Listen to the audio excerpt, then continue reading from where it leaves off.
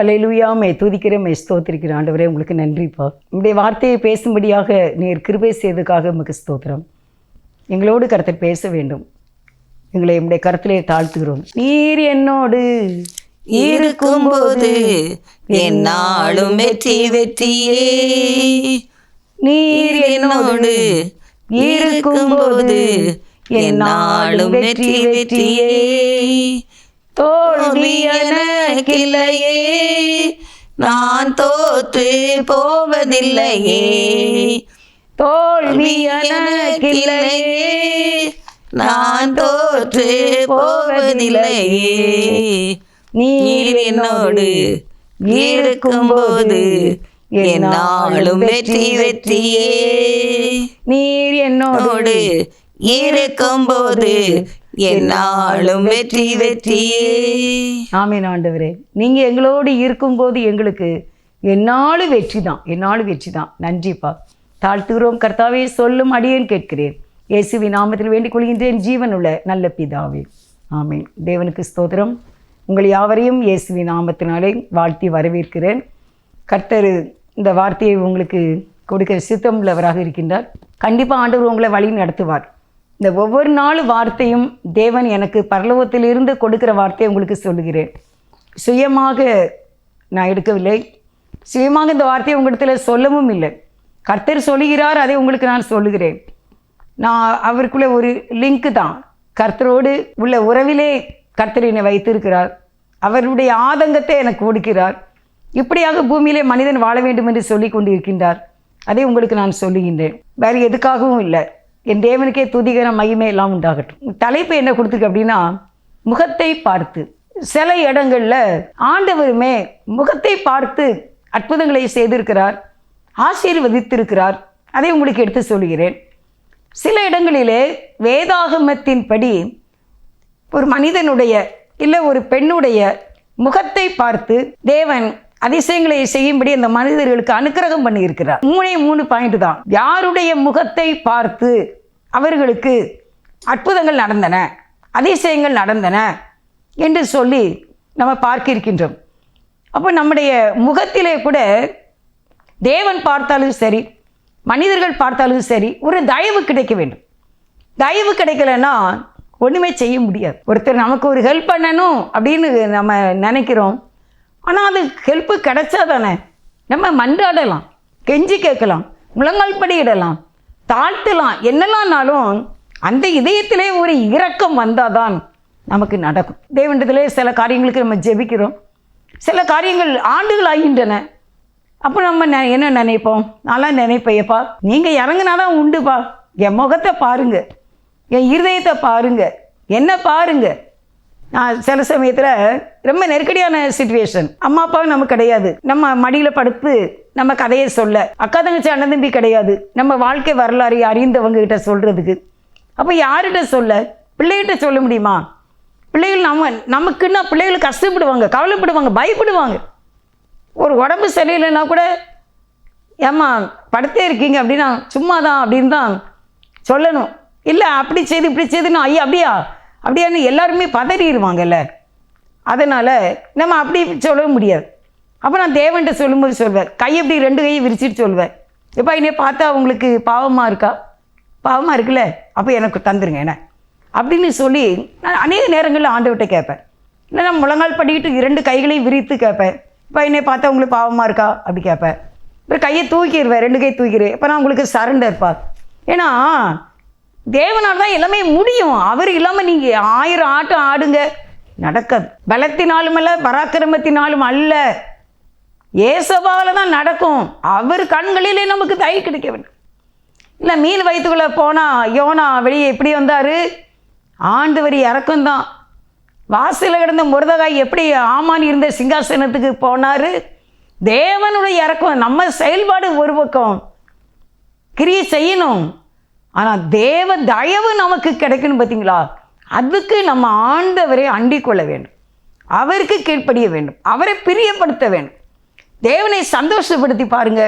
அப்படி நம்ம முகத்துக்கிட்டே வந்து நின்ன மாதிரியே இருக்கும்.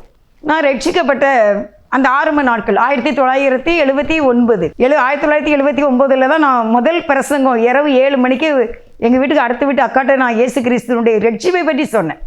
எனக்கு தேவன் அன்றைக்கு எனக்கு ரட்சிப்பின் நிச்சயத்தை எனக்கு தந்தார். இரவிலே மாடியில் உட்காந்து ஜெபிக்கும் போது அப்போலாம் எனக்கு அவ்வளோ அளவு அந்த வசனங்கள் எனக்கு தெரியாது. நம்ம ஆர்சியில் இருந்து கர்த்தர் என்னை தொட்டார். அப்புறம் அந்த சகோதரிகிட்ட தான் 1979 ஆண்டில் தான் என்னுடைய முதல் பிரசங்கம். கர்த்தருடைய பெரிதான கிருபையினால் அந்த சகோதரி ரட்சிக்கப்பட்டாங்க. டோட்டலாக அவங்களுடைய ஹஸ்பண்டு ஃபேமிலி, அவங்க ஃபேமிலி அனைவருமே ரட்சிக்கப்பட்டு இன்றைக்கு வலிமையான ஆண்டவருக்குள்ள பிள்ளைகளாக இருக்கின்றார்கள். அப்போ என்ன அப்படின்னா, தேவனுடைய அந்த ஒரு தயவு நமக்கு கிடைக்கணும். அதான் காடு மேடு ஓடியாடு என்று என்னை வெறுத்திடவில்லை அப்படின்னு பாட்டு எழுதியிருக்காங்க. காடு மேடு என்று ஓடி ஆடு, இஷ்டத்துக்கு வாழ்ந்து ஆடுதான், மனம் போல வாழ்ந்து ஆடுதான். ஆனால் அவர் விடலை, ரசித்தார். கடந்த நாளில் எங்கள் காமெடிக்குள்ளே எங்கள் சகோதரிகிட்ட பேசிகிட்டு இருந்தேன். தேட்டர்னே தெரியாதான், என்னன்னு தெரியாதான். அவங்க அம்மா வீட்டில் கல்யாணம் பண்ண பிறகு அவங்க கணவன் ரசிக்கப்படலையா, இவங்க ரசிக்கப்பட்டாங்களாமா. அதனால் அவங்க கணவன் ரொம்ப கம்பல்சரியாக கூட்டு போனாங்களாம் 3 படத்துக்கு. அப்போ ரொம்ப அழலாம் செய்தாங்களா, நான் வரமாட்டேன், தேட்டருக்கு போனது கிடையாது, எங்கள் அம்மா தெரிஞ்சா ரொம்ப கொண்டு போடுவாங்க அப்படின்ட்டு. ஆனால் நான் அப்படி இல்லை, நான் டெய்லி செகண்ட் ஷோ பார்க்கணுன்னு நினைப்பேன். டெய்லி செகண்ட் ஷோ கண்டிப்பாக பார்த்தே ஆகணும். தூத்துக்குடியில் இருக்கிற ஊரை சுற்றி அவ்வளோ தேட்டருக்கும் போகணும். எங்கள் ஹஸ்பண்டை தொந்தரவு பண்ணுவேன். அப்படி நான் வாழ்ந்தேன். காடு மேடு என்று ஓடிய ஆடு என்று என்னை அவர் வெறுத்திடவில்லை. அவர் இருதயத்திலிருந்து என் மேலே ஒரு இறக்கம் வந்ததுனால என்னை அவ்வளோ பாவத்திலிருந்து அவர் ரசித்தார் 24 வயசில். அவருடைய கிருபை. இதே மாதிரி தான் யாருக்கெல்லாம் மனிதனுடைய முகத்தை பார்க்கும்போது தயவு கிடைத்தது என்று 3 நபரைக்குள்ளே குறித்து உங்களோடு பேச கர்த்தர் கிருபை செய்திருக்கிறார். முதலாவது பார்த்தீங்கன்னா 1 சாமுவேல் 25வது அதிகாரம் 35வது வசனம். அவள் தனக்கு கொண்டு வந்ததை தாவீது அவள் கையிலே வாங்கி கொண்டு அவளை பார்த்து, நீ சமாதானத்தோடு உன் வீட்டுக்கு போ, இதோ நான் உன் சொல்லை கேட்டு உன் முகத்தை பார்த்து இப்படி செய்தேன் என்றான்.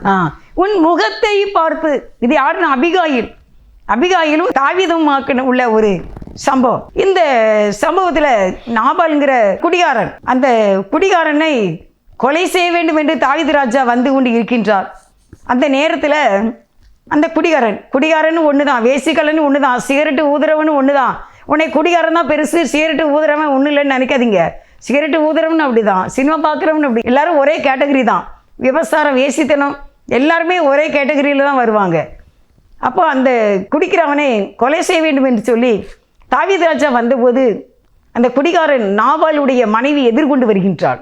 அவள் நிறைய பண்டங்கள் பலகாரங்களோடு எதிர்கொண்டு வந்து அவனுக்கு காணிக்கையாக கொடுக்கிறாள். தாவீது ராஜாவுக்கு கொடுக்கும்போது அவனுக்கு அந்த நாபால் என்கின்ற அவளுடைய புருஷனை கொலை செய்வதற்கு மனம் வரவில்லை. எதுக்கு அப்படின்னா, அவளுடைய முகத்தை பார்க்கின்றான்.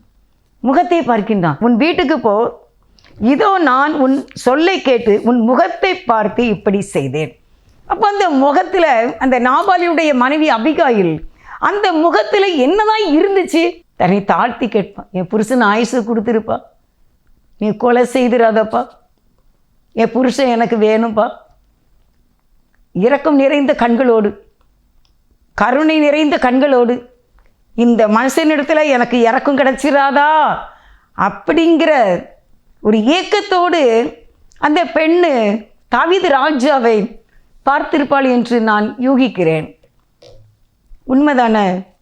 இன்றைக்கி நம்ம யார்கிட்ட எல்லாமோ நம்ம போராடுறோம், சில காரியங்களுக்காக கிடைக்க மாட்டேங்குது.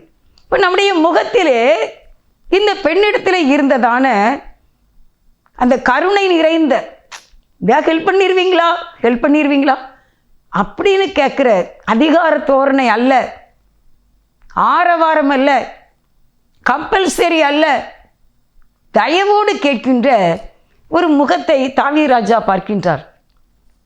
என்னம்மா அதெல்லாம் தர முடியாது, உன்னோட புருஷன் வந்து என்னுடைய வேலைக்காரங்களை ரொம்ப அவமானப்படுத்தியிருக்கான், ஒன்றும் தர முடியாது, போவாங்கிட்டு அப்படின்னு தன்னுடைய வீரர்களோடு கூட போகிற தாவீது ராஜா சொல்லி இருந்தால் என்ன செய்ய முடியும்? செய்ய முடியாது.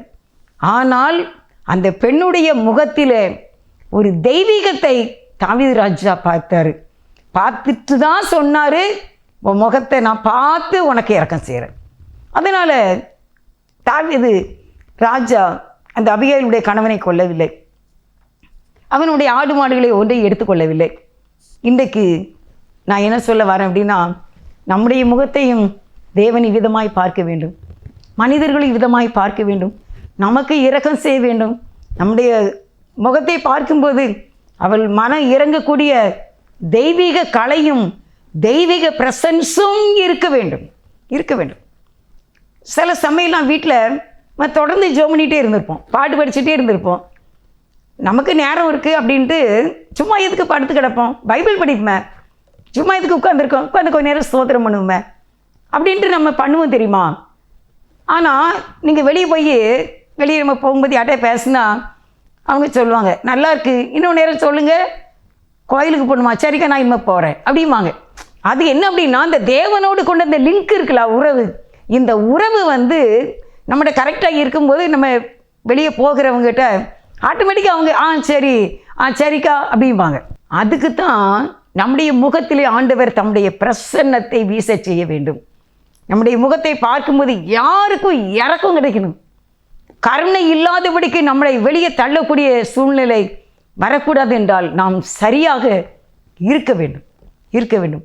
அப்பொழுதுதான் மனிதனுடைய கண்களிலே தயவு கிடைக்கும், தேவ தயவு கிடைக்கும் என்று நம்ம பார்க்கின்றோம். 1 சாமுவேல் 25 அதிகாரத்தில் 33 வாசிங்க. நீ சொல்லிய யோசனை ஆசீர்வதிக்கப்படுவதாக. நான் ரத்தம் சிந்த வராத படிக்கும், என் கையே பழி வாங்காத படிக்கும், நீ இன்றைய தினம் எனக்கு தடை பண்ணினபடினால் நீயும் ஆசீர்வதிக்கப்படுவாயாக. தாவீது ராஜாவை பாவம் செய்ய விடாதபடிக்கு இவள் சில வார்த்தைகளை சொல்லுகின்றாள். ஞானமாக செயல்படுகின்றாள். பதஷ்டம் இல்லை, டென்ஷன் இல்லை, ப்ரெஷர் இல்லை, நிதானமாக அவள் செயல்படுகின்றாள். நல்ல ஒரு யோசனையை சொல்லுகின்றாள். அதனால் அவர் சொல்கிறாரு, நான் ரத்த சிந்தாதபடிக்கு என்னை நீ பார்த்துக்கிட்ட. அதே அதிகாரம் 1 சாமுவேல் 25வது அதிகாரத்தில் 28வது வசனத்தை வாசிங்க. உன் அடியாளின் பாதகத்தை மன்னியும், கர்த்தர் ஆண்டவனுக்கு நிலையான வீட்டை நிச்சயமாக கட்டுவார். ஆண்டவன் கர்த்தருடைய யுத்தங்களை நடத்துகிறவராமே. நீர் உயிரோடு இருக்கும் நாளில் ஒரு பொல்லாப்பும் உண்மையிலே காணப்படாது. எப்படியான ஒரு அழகான ஒரு வார்த்தை பார்த்தீங்களா? அடியானுடைய பாதகத்தை, எப்படிப்பட்ட ஒரு வார்த்தை! அடியானுடைய பாதகம், உமது அடியாளின் பாதகத்தை மன்னியும். என் கணவன் தான் தப்பு பண்ணாரு. இந்த காலத்தில் அப்படிதான் சொல்லுவாங்க, என் புருஷன் செய்தான், என் பிள்ளை தான் செய்தான், ஏன் சண்டைக்கு வரீங்க அப்படிதான் சொல்றாங்க. ஆனால் இவர் தன்னுடைய கணவன் செய்த பாவத்தை தான் செய்ததாக சொல்லுகிறாள். ஏன்னா கணவன் மனைவி பாதி சரீரம் தானே, ஒரே சரீரம் தானே. என் கணவன் செய்த பாதகத்தை மன்னியும், அப்படிதான் என்னுடைய பாதகத்தை மன்னிங்க. கர்த்தரின் ஆண்டவனுக்கு நிலையான வீட்டை நிச்சயமாய் கட்டுவார். உங்களுக்கு நல்ல ஒரு வீட்டை கட்டுவார். தீர்க்க தரிசனம் சொல்கிறா, என் ஆண்டவன் கர்த்தருடைய யுத்தத்தோடு நடக்கும் நாளில் ஒரு பொல்லாப்பும் உங்கள்கிட்ட வராது. நீங்கள் யுத்தம் பண்ணும்போது உங்களுக்கு ஒரு பொல்லாப்பும் வராது. அடுத்த வசனத்தை பார்த்தீங்கன்னா 29ல் உம்மை துன்பப்படுத்தவும் உம்முடைய பிராணனை வாங்க வகை தேடவும் ஒரு மனுஷனை எழும்பினாலும் என் ஆண்டவருடைய ஆத்மா உம்முடைய தேவனாய கர்த்தரின் ஆதரவில் இருக்கின்ற ஜீவனுள்ளவருடைய கட்டிலே கட்டப்பட்டு இருக்கும். உம்முடைய சத்துருக்களை ஆத்மாக்களோ இருந்தார் போல. உங்களை துன்பப்படுத்தவும் உங்களை பிராணனை வாங்க தேடவும் ஒரு மனுஷன் எழும்பினாலும் என் ஆண்டவனுடைய ஆத்மா உடைய தேவனாகிய கர்த்தரின் ஆதரவில் இருக்கிற, உன் தேவனாகிய கர்த்தரின் ஆதரவில் இருக்கிற ஜீவனுள்ள கட்டிலே கட்டப்பட்டு இருக்கும். அதாவது என்ன சொல்றா தெரியுமா தாவீது ராஜாட்ட, உங்க ஆத்துமா பரலோக ராஜ்யத்தில் நீங்கள் இருப்பீங்கள்ல, உங்களுக்கு ஒரு சிங்காசனம் இருக்குல்ல, அந்த ஆதரவிலே கட்டப்பட்டு இருக்கிறது. அல்லேலூயா. நமக்கு எப்பவுமே பரலோகம் ஆதரவாக இருக்கணும், நமக்கு எப்பவுமே பரலோகம் நமக்கு சப்போர்ட்டாக இருக்கணும். இப்போ இவ சொல்கிறா, உங்கள் ஆத்துமா நரகத்துக்கும் போகல, பாதாளத்துக்கும் போகல, உங்கள் ஆத்துமா ஜீவனுள்ள தேவனுடைய ஆதரவில் இருக்கிற கட்டில் கட்டப்பட்டிருக்கு. அல்லேலூயா. அந்த ஜீவனை எடுக்க முடியுமா? பரலோக ராஜ்யத்தில் இருக்கிற தாவீது ஆத்துமாவின் ஜீவன் பரலோக ராஜ்யத்தில் இருக்கு. எவனை எடுக்க முடியாது, எந்த கொம்பனாலும் எடுக்க முடியாது என்று அபிகாயில் தாவீது ராஜாவுக்கு தீர்க்க தரிசனம் சொல்கிறார். எப்படி இருக்கு பார்த்தீங்களா? நம்மளே அதை விசுவாசிப்போம். எனக்கு அப்படிதான் ஆண்டவரே, என்னுடைய ஆத்துமா என் தேவனுடைய பரலோகத்திலே இருக்கிற என் ஜீவனுடைய தேவனுடைய கட்டிலே என் ஆத்துமா கட்டப்பட்டு இருக்கும். சொல்லுங்க எல்லாரும், இதே சொல்லுங்க. நீங்க எடுத்து வாசிங்க. 1 சாமுவேல் 25வது அதிகாரம் 29வது வசனம். கர்த்தரின் ஆதரவில் கட்டப்பட்டிருக்கும் ஜீவனுள்ள தேவனுடைய கட்டிலே கட்டப்பட்டிருக்கும் சத்துருக்களின் ஆத்துமாவோ கவனில வைத்து எரிந்தால் போல இருக்கும். அல்லேலூயா, அல்லேலூயா. இந்த அபிகாயிலுடைய முகத்தை பார்த்து அவன் இந்த வசனங்களை நாம் கேட்கின்றான். நம்முடைய ஆத்துமா, தாவீது ஆத்துமா குளிர்கிறது. அதனால் அவளே அவருக்கு மனைவியானால், மறுமனையாட்டு இல்லை, மனைவியானால். காரணம், வாயிலிருந்து வருகின்ற வார்த்தை நெகட்டிவாக இல்லை, நல்ல பாசிட்டிவாக, ஆதரவாக, பரலோகத்தை கொண்டு இணைக்கிறதாக இருந்தது. நீங்கள் எப்போ வேணாலும் பாருங்கள், ஏசப்பா வார்த்தை அப்படி தான் இருக்கும். என்னுடைய ராஜ்யம், ராஜ்யம், பரலோக ராஜ்யம், இதே தான் ஏசப்பா பேசிகிட்டே இருப்பாங்க. பரலோகத்தையும் புறத்தையும் உண்டாக்கினேன். அப்போ நம்மளும் எப்போவுமே ராஜ்யம்தான் நமக்கு முக்கியம்.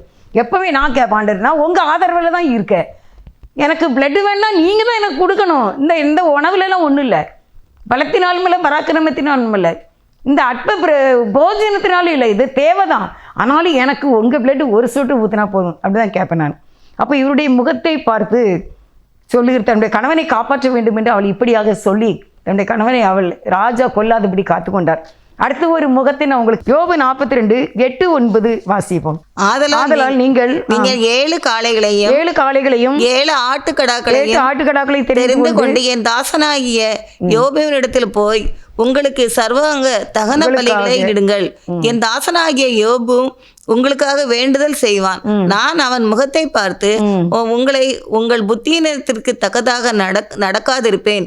என் தாசனாகிய யோபு பேசினது போல் நீங்களும் என்னை குறித்து நிதானமாக பேசவில்லை என்றார். அப்போ இவர் இந்த இடத்துல யோபுடைய சிநேகிதர் ரொம்ப கடுமையான வார்த்தைகளை பேசினாங்க. அது யோபுக்கும் கஷ்டமாயிட்டு, ஆண்டவருக்கும் கஷ்டமாயிட்டு. ஆனால் அவர்களை அழிக்கவில்லை. ஏன் தெரியுமா? யோபுனுடைய முகத்தை கர்த்தர் பார்த்தார். யோபு அவன்னு கூட எனக்கு சொல்ல மனசில்லை. அவர் எவ்வளோ பெரிய பணக்காரரு, அந்த தேசத்திலேயே அவர் தான் பேர் புகழ் பெற்றவராக விளங்கினார். அவர் நல்ல மனிதனாக இருந்தார், நீதிமானாக இருந்தார் என்று வேதம் சொல்லுகிறது. அந்த நீதிமானுடைய முகத்தை ஆண்டவர் பார்க்கின்றார். அங்கே ஒரு ஒளி வீசுகிறது, அங்கே ஒரு தயவு வீசுகிறது. அவர் சொல்கிறாரு, யோபு 31:1 என் கண்களோடு உடன்படிக்கை பண்ணின நான் இன்னொரு கன்னிகையின் மேல் நினைப்பாய் இருப்பது எப்படி? அதாவது என் கண்களோடு நான் ஒரு உடன்படிக்கை பண்ணியிருக்கின்றேன். என்ன உடன்படிக்கை? என் மனைவியை தவிர எந்த பெண்ணையும் நான் பார்க்க மாட்டேன், இச்சையோடு பார்க்க மாட்டேன் அப்படிங்கிற ஒரு உடன்படிக்கை தான். அதை அவர் கடைசி வரைக்கும் செய்துக்கிட்டே வராரு. அதை ஆண்டவர் பார்க்கின்றார். இவன் இப்படி ஒரு உடன்படிக்கை பண்ணினானே. இன்னைக்கு நீங்கள் எத்தனை பேர் இப்படி சொல்ல முடியும்? நீங்கள் ஆண்களாக இருக்கட்டும், பெண்களாக இருக்கட்டும், எத்தனை பேர் இப்படி சொல்ல முடியும்? எத்தனை பேர் நம்ம டிவியில் இந்த எலெக்ஷனோட நம்ம பார்த்தோம். என்ன, என் கணவனை விட என் பிள்ளைங்களை விட எனக்கு நடிகர் தான் எனக்கு ரொம்ப பிடிக்கும் அப்படின்னு சொல்கிறாங்க. இது ஒரு வேசித்தனத்தின் வார்த்தை. அது கூட தெரியல பாருங்க. சில பேர் என்ன அதில் நிறைய இதை சொல்கிறாங்க, எப்படி ஒரு புருஷன் இதை கேட்டுக்கிட்டு இருக்கான் அப்படின்ட்டு. ஆனால் இந்த யோபு சொல்கிறாரு, எப்படி, நான் ஒரு கன்னிகையின் மேல் நினைவாக நான் இருக்கவில்லை. ஏன்னா என் கண்களோடு உடன்படிக்கை பண்ணியிருக்கேன், எந்த பெண்ணையும் நான் இச்சையோடு பார்க்க மாட்டேன் என்று. எத்தனை பெண்கள் இன்றைக்கு எப்படி இருக்கின்றீர்கள்? அந்த பையன் கிடைச்சா நல்லா இருந்திருக்குமே, இவன் நமக்கு கணவனாக வந்தால் நல்லா இருந்திருக்குமே அப்படின்னு எத்தனை பேர் அந்த நினைவுகளிலே வாழ்கின்றார். இது எவ்வளோ தவறு, வேசித்தனம். ஆண்டவர் சொல்கிறார், என்னை கண்ணால் பார்த்து சிந்தனையில் நினச்சிட்டாலே நீ வேசிதான் அப்படின்னு சொல்கிறார். ஆண்களுக்கும் அப்படி தான், பெண்களுக்கும் அப்படி தான். ஆனால் இப்போ அப்படி இல்லையே. எவ்வளவு அசிங்கமான வேசித்தனங்கள், அசுத்தம், காம விகாரம் நடந்து கொண்டு இருக்கின்றது. நமக்கு துடிக்குது, இருதயம் துடிக்குது, என்ன செய்ய முடியும்? தேவன் தான் அவங்க மேலே இறக்கம் காட்டி நரகத்துக்கு போகாமல் காக்கணும். வெளிப்படத்தில் பார்த்தீங்கன்னா ஆண்டவர் நிறைய தவணை கொடுக்குறாரு. வேசித்தனம் பண்ணுற ஆண்களுக்கும் பெண்களுக்கும் நிறைய தவணை கொடுக்குறாரு. திரும்பிரு, விட்டுரு, உனக்குன்னு ஒரு கணவன் இருக்கா, உனக்குன்னு ஒரு மனைவி இருக்கா, நீ இப்படி பார்க்காத பேசாதன்ட்டு. ஆனாலும் செய்கிறாங்க, தவணை கொடுக்குறாரு. இல்லை அப்படின்னா கட்டில் கிடையாக்கி போட்டுருவாராம், யார் பார்க்க முடியாது. அண்ணாதையாக கர்த்தர் கைவிட்டாங்க, என்ன செய்ய முடியும்? ராஜாவின் கோபமே பெருசாக இருந்தால் தேவனுடைய கோபம் எப்படி இருக்கும்? யோபு சொல்கிறார் ஒரு இடத்துல, எனக்கும் என் தேவனுக்கும் நடுவில் ஒரு மத்தியஸ்தர் வந்தால் நல்லா இருக்கும் அப்படின்னு சொல்கிறார். ஏன்னா தேவன் அது எப்படின்னு சொல்லனே தெரியல. அவர் கண்களிலே நம்ம தயவை தான் பெற்றுக்கொள்ள துடிக்க வேண்டும். அவருடைய ஆதரவு நமக்கு கிடைக்க வேண்டும் என்று சொல்ல வேண்டும். ஆண்டவரே, உங்களுக்கு நான் பயப்படுவேன் ஆண்டவரே என்று சொல்லுங்க. உங்களை நான் பணிந்து கொள்வேன் என்று சொல்லுங்க. நீங்கள் நல்லவங்க தான் சொல்லுங்க. இப்படியே எங்களை குடும்பத்தை காப்பாற்றிருங்க ஆண்டவரே, நீங்கள் இல்லாமல் ஒன்றும் இல்லை ஆண்டவரே, நினச்சிக்கோங்கப்பா, கண்களில் எங்களுக்கு தயை கிடைக்கணுப்பா, உங்கள் ராஜ்யம் வேணுப்பா அப்படின்னா நம்ம ஜெபிக்கணும். என்னாலுமே கவலைக்காக, கண்ணீரோடு, உலகத்துக்காக, உணவுக்காக, இதுக்கே தான் நம்ம ஜெபம் ஓடிக்கிட்டே இருக்குது. ஆனால் நியாய தீர்ப்பு ஒன்று ஒரு நாள் இருக்குதே, அதை நினச்சி பார்த்தீங்களா? இயேசு கல்வாரியில் அப்படியே தண்ணி குடிக்காமல் 9 மணி நேரம் தொங்குனார பார்த்தீங்களா? நான் கூட இன்றைக்கி வீட்டுக்குள்ளே வரும்போது கால் இடிச்சிட்டு ஏணிப்படியில், ஐயோ இந்த வலி நான் நினச்சேன், ஏசப்பா எப்படிப்பா இப்படி இவ்வளோ வலியை நீங்கள் வலியை தாங்குனீங்க தெரியலையே. எனக்கே அரை மணி நேரம் என் மகன் வந்தா சொல்வேன், இல்லை எனக்கு ஏணிப்படி இடிச்சிட்டுல, இல்லை அங்கேருந்து வரும்போது அது இடிச்சிட்டுல, இல்லை இது வரும்போது ஏணிப்படியில் எதடிட்டல அப்படின்னு சொல்கிறேன். ஏசப்பா யார்ட்டையும் சொல்லலையே. ஏன் நம்ம அவரை நினச்சி பாருங்க. கஷ்டங்க. ஒரு முழங்கை ஒரு கதவுல இடிச்சிட்டுனா அது எவ்வளோ நேரம் அந்த வலி இருக்கும் தெரியல உங்களுக்கு? மண்டை நிலை தட்டிட்டுனா அது எவ்வளோ நேரம் தலையே நம்ம பண்ணிக்கிட்டு இருப்போம் தெரியுங்களா? ஆண்டவருடைய தயவு நமக்கு வேணும். நம்ம முகத்தை ஆண்டவர் பார்த்து நம்முடைய உறவினருக்கு, நம்ம கணவனுக்கு, நம்ம மனைவிக்கு, நம்ம பிள்ளைங்களுக்கு ஆண்டவர் ஒரு அற்புதம் செய்யணும். என் முகத்தை பாருங்கப்பா, என் முகத்தை பாருங்கப்பா. நான் ஒரு பால்வாடி ஸ்கூலுக்கு போகிற குழந்த மாதிரி இருக்கேனா? எங்கள் குழந்தை வீட்டில் ஒரு சின்ன பையன் இருக்கான், ஸ்கூலுக்கு போவான். போயிட்டு வந்தோடனே நீ எந்த ஸ்கூலுக்கு போகிற அப்படின்னு கேட்டால் நான் பால்வாடிக்கு போனேன் அப்படிங்க. அவனுக்கு எது தப்பு எது சரின்னு தெரியல, பால்வாடி குழந்தை. அதே மாதிரி நம்ம இருக்க வேண்டும். அப்போ நம்ம முகத்தை ஆண்டவர் பார்ப்பார். இங்கே ஒன்றும் இல்லையா, வஞ்சகம் இல்லையா, சூது இல்லையா, பொறாமை இல்லையா, எரிச்சல் இல்லையா, வைராக்கியம் இல்லையா அப்படின்னு கர்த்தர் நம்முடைய முகத்தை பார்த்து நம்ம குடும்பத்துக்கு இரக்கம் காட்ட வேண்டும். யோபின் முகத்தை கர்த்தர் பார்த்தார். இன்றைக்கி நம்ம முகத்தை கர்த்தர் பார்க்க வேண்டும். அடுத்த வசனம் 10 யோபு தன் சிநேகிதருக்காக வேண்டுதல் செய்த போது கர்த்தர் அவன் சிறையிருப்பை மாற்றினார். யோபு 42:10. யோபுக்கு இருந்த எல்லாவற்றை பார்க்கிலும் 2 கர்த்தர் அவனுக்கு தந்தருளினார். யோபின் முகத்தை பார்த்து தேவன் அவருடைய நண்பர்களுக்காக அவங்களுடைய சிறையிருப்பை மாற்றினார். யோபு சிறையிருப்பை மாற்றினார். யோபுக்கு 2 பலனை கொடுத்தார். அவர் தன்னுடைய சிநேகிதருக்காக ஜெபம் பண்ணினார். தேவன் யோபின் முகத்தை பார்த்தார். இன்றைக்கு நம்மளை பார்க்கணும். நம்ம சிறையிருப்பு மாறணும், தேவன் பார்க்க வேண்டும். அடுத்த வசனம் 2 ராஜாக்கள் 3:13-14 சொல்லி நான் முடிக்கிறேன். 2 ராஜாக்கள் 3வது அதிகாரம் 13வது வசனம். எலிசா இஸ்ரவேல் ராஜாவை பார்த்து, எனக்கும் உமக்கும் என்ன? நீர் உம்முடைய தகப்பனின் தீர்க்கதரிசிகளிடத்திலும் உம்முடைய தாயாளின் தீர்க்கதரிசிகளிடத்திலும் போம் என்றார். அதற்கு இஸ்ரவேலின் ராஜா, அப்படியல்ல, கர்த்தர் இந்த 3 ராஜாக்களையும் மோவாபியரின் கைகளில் ஒப்பு கொடுக்கிறதுக்கு வரவழைத்தார் என்றார். இவங்க தண்ணி இல்லாமல் அப்படி அலைஞ்சிக்கிட்டு இருக்காங்க. அந்த நேரம் தண்ணி இல்லாமல் ரொம்ப கஷ்டப்பட்டதான ஒரு சிச்சுவேஷன் இருக்குது. அந்த நேரத்தில் இஸ்ரவேலின் ராஜாவும் யூதாவின் ராஜாவும் போகிறாங்க, மோவாபியரை முறியடிக்கிறதுக்காக போகிறாங்க. அப்படி போய்கொண்டு இருக்கும்போது எலிசாட்ட போகிறாங்க. அப்போ எலிசாட்ட போகும்போது பார்க்குறாரு, இருக்கு இந்த ராஜா யோசபாத் ராஜா என்ன இவன் கூட வந்திருக்கான். யூதாவின் ராஜாவாய் யோசபாத்தின் முகத்தை பார்த்து, அப்போ அதுக்கு முன்னால் இஸ்ரவேலின் ராஜாவை பார்த்து, உமக்கும் எனக்கும் என்ன? இஸ்ரவேலின் ராஜாவுடைய செயல்கள் கர்த்தருக்கு பிரியமானதில்லை. தீர்க்கதரிசிகளுடைய ஆலோசனை ஏற்றுக்கொள்ளுகிறதாக இல்லை. அப்படி இல்லாததுனால உமக்கு எனக்கு என்ன நீர் ஏன்ட்ட வந்திருக்க அப்படின்னு கேட்குறாரு. யாரு? எலிசா இஸ்ரவேலின் ராஜாவை பார்த்து. ஆனால் பக்கத்தில் நிற்கிறது யார் தெரியுமா?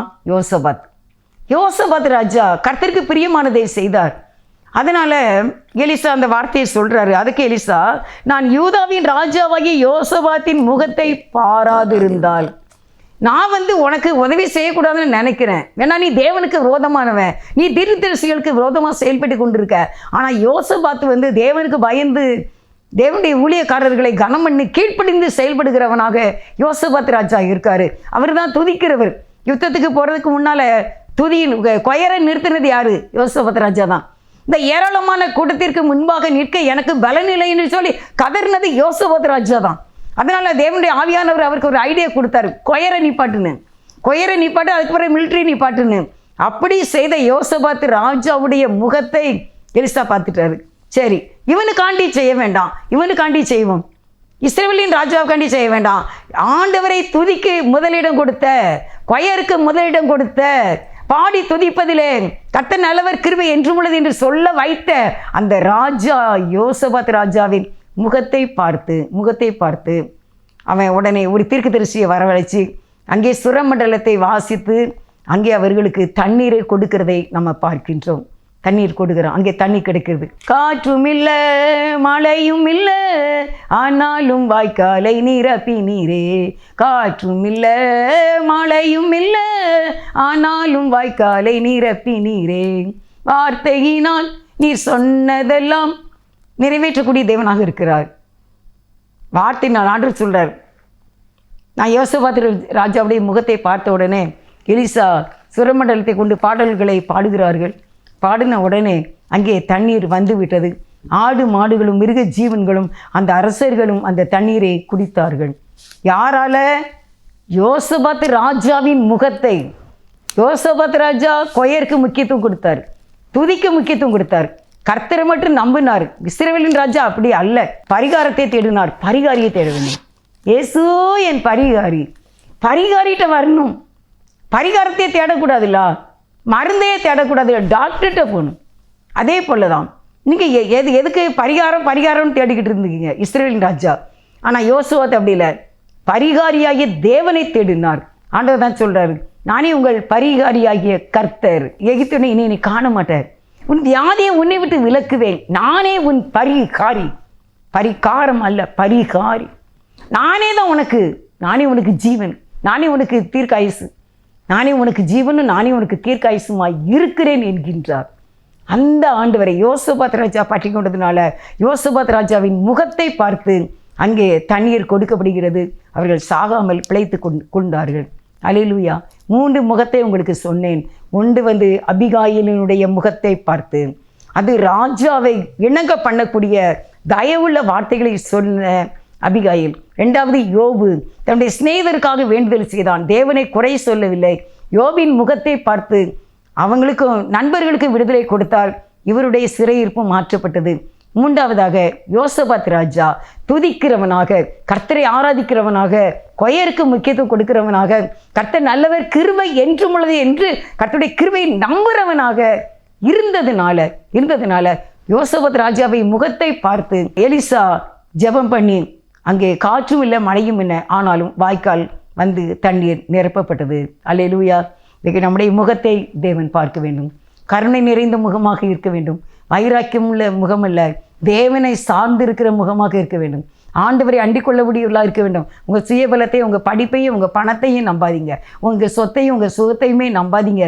தேவனையே பார்க்க வேண்டும். அப்பொழுது உங்கள் முகத்தை பார்த்து தேவன் உங்களுக்கு என்ன செய்ய வேண்டுமோ அதை சரியாக செய்வார். காலம் வரும், நிச்சயமாக முடிவுண்டு, நம்பிக்கை வீண் போகாது. முகத்திலே கண்ணீர் நிறைந்த கண்களோடு இருக்கின்றீர்கள், துதியின் சத்தத்தோடு இருக்கின்றீர்கள், ஸ்தோத்திரம் பண்ணிக்கொண்டே இருக்கின்றீர்கள், பாடிக்கொண்டே இருக்கின்றீர்கள், ட்ரை பண்ணிகிட்டே இருக்கீங்க. ட்ரை அகேன் முயற்சி பண்ணிக்கொண்டே இருக்கிறீர்கள். உங்கள் முயற்சியை கர்த்தர் கண்டிப்பாக ஆசீர்வதித்து உங்களுக்கு ஜெயத்தை கொடுக்க தேவன் வல்லமையுள்ளவராக இருக்கின்றார். ஜெபம் செய்வோம். அல்லேலூயா. ஸ்தோத்திரம். ஆண்டவரே, இந்த 3 பேருடைய முகத்தை பார்த்து அவர்களுக்கு நீர் அற்புதம் செய்து போல எங்கள் முகத்தை பார்த்து எங்கள் குடும்பங்களுக்கு அற்புதம் செய்யக்கூடிய முகமாக எங்கள் முகம் காணப்பட வேண்டும். எங்கள் பிள்ளைகள் முகத்தை பார்த்து அவர்களுக்கு உயர்ந்த அதிகாரிகள் கண்களிலே தயை கிடைக்க வேண்டும். தொழிற்சேர எங்கள் பிள்ளைகளுடைய முகத்தை பார்த்து நிறைய ஆர்டர் கிடைக்கணும், டெண்டர் கிடைக்கணும், நிறைய ஆண்டவரை அவங்களுக்கு தகப்பனே பிஸ்னஸில் நிறைய ஆண்டவரை லயன் கிடைக்கணும்ப்பா, நிறைய லிங்க் கிடைச்சிக்கிட்டே இருக்கணும்ப்பா. அது வெளிநாடுகளிலும் வெளி தேசங்களிலும் வெளி மாநிலங்களிலும் இருந்து எங்கள் பிள்ளைகளுக்கு நல்ல உயர்ந்த வேலை வாய்ப்பும் வசதி வாய்ப்புகளும் நல்ல சிங்காசனங்களும் கிடைத்து உங்கள் நாமத்துக்கு மேன்மைக்காக ஆசீர்வாதமாய் வாழ எங்களுக்கு நீங்கள் உதவி செய்யுங்க. எங்கள் முகத்தை நீங்கள் பார்த்து, எங்கள் பிள்ளைங்க முகத்தை பார்த்து எங்களை ஆசீர்வதிக்க வேண்டும் என்று உங்களுடைய கிருபையினாலே எங்களை வழி நடத்த வேண்டும் என்று கரைமட்டு தாழ்த்தி ஜெபிக்கின்றேன். ஜீவனுள்ள நல்ல பிதாவே, ஆமென். God bless you.